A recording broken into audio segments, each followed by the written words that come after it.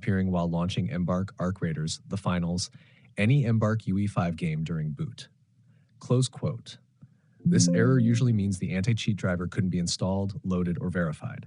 I'll give you working, tested, step-by-step fixes, plus I can also make SEO titles tags if you need. Tashmer Fix 1. Run the game as administrator. Embark Anti-Cheat needs admin permissions to install its driver. 1. Right-click the game exe or launcher. 2. Select Run as administrator. 3. Launch again. Fix 2.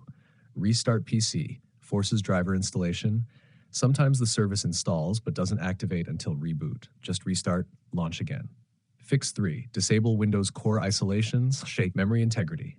This is the #1 cause for anti-cheat install failure in 2024-2025. 1. Open Windows Security. 2. Go to Device Security. 3. Click Core Isolation. 4. Turn off memory integrity. 5. Restart PC.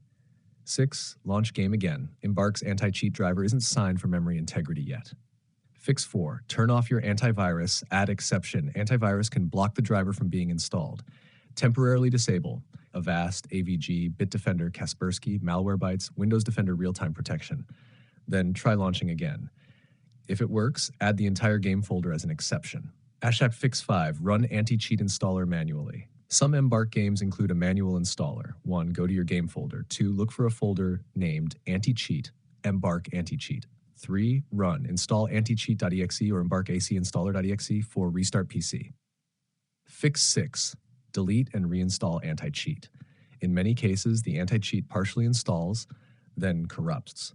1. Press Win Enter. You can see the code in our conversation history, but 2. Look for anything Embark anti-cheat related. 3. Stop, disable it. 4. Delete this folder if it exists. You can see the code in our conversation history. 5. Reinstall the game or verify file. Secure boot required. New anti-cheats required.